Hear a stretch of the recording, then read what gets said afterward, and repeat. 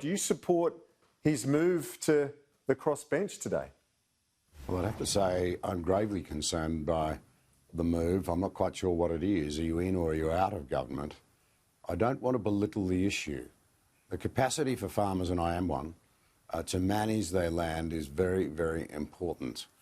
And I don't want to make light of the issue itself. However, I do want to say that this has been a class government. I've often been very critical, frankly, of the New South Wales coalition government, but on COVID-19, the worst crisis we have faced for decades, the standout here nationally, running 40% of the Australian economy at a time when the damage that is being done to all Australians, and particularly young Australians, including rural Australians, is massive. The standout performance here has been by the coalition government in New South Wales. My plea would be, do not put that at risk or no one will thank you. Yeah, well, that's what John Barilaro appears to be doing. What would be your advice then to the Premier, Gladys Berejiklian? Because you know the issue well, as you say, you're a farmer. The Deputy Premier is worried about the impact of this koala protection policy on farmers. What's your message to the Premier then about the way to get around this and keep the Nationals in the tent?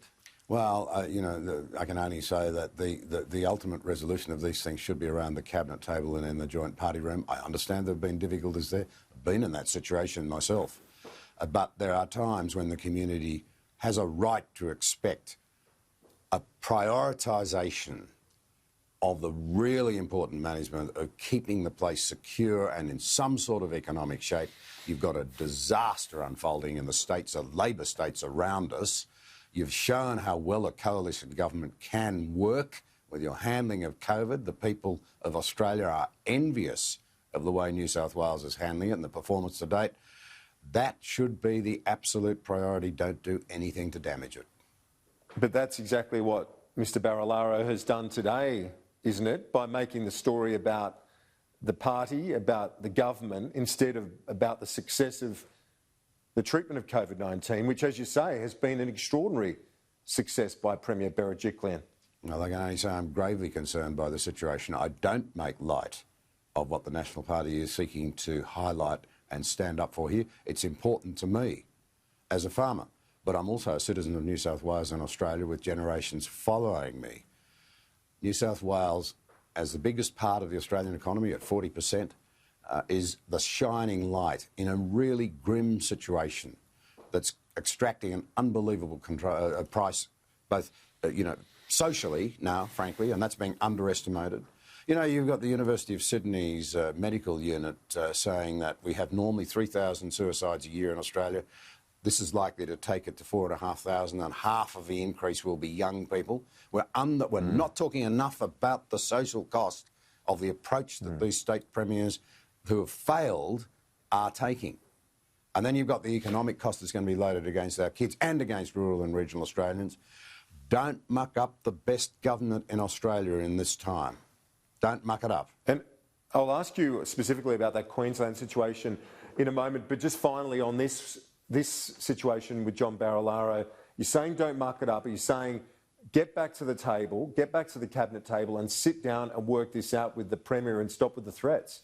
Look, you know, the National Party rightly worries about independents snapping at their heels. If you behave like independents, rather than saying we are full partners in a responsible government, delivering sound governance for all New South Walesmen, all Australians if you're at the Commonwealth level, and then be over and above that sort of strength, or off that strength, off that platform, you then go out and achieve the things that are important to your constituencies, you will hold back the idea that somehow or other, if you make your seats marginal or whatever, well, you might as well have an independent, because then you'll get even more attention.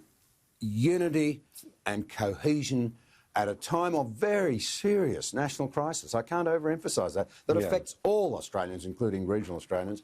I just want to say, my plea would be to the leader and the deputy leader of the state, please get your teams behind closed doors and just sort this out, because the bigger fish to fry are very much bigger for all of us at the moment. If John Barilaro can't do that, should he step down and let someone else lead the party? Look, that's for the state party room to determine, I'm afraid, not for me. I always believe that coalition governments work better when the differences are sorted out behind closed doors, and when you go out, your handshake's your handshake and your word's your bond. My final question to you is your response to what you've seen in the Queensland border closure today. A 26-year-old woman, a Queenslander, moved to Canberra just months ago to take up a job, unable to attend her father's funeral, heading back into a jurisdiction where there's more COVID-19 than the jurisdiction which she left. What do you say to that today? This is taking us back to the dark ages. You know, we federated to be one nation. I love Queensland, but this is ridiculous. It's absolutely inexplicable. The social harm that has been caused by these problems now, resulting, as the experts tell us, in the very likelihood in a greater spike in suicides than the disease is taking, mainly because it's been so well managed in New South Wales in particular, the biggest state by far, by a considerable margin. We're losing, we really are, we're moving into la-la land. And, I think the great disappointment that I feel as an Australian, I thought Scott Morrison's move towards trying to set up a collaborative model via the National Cabinet was a great one.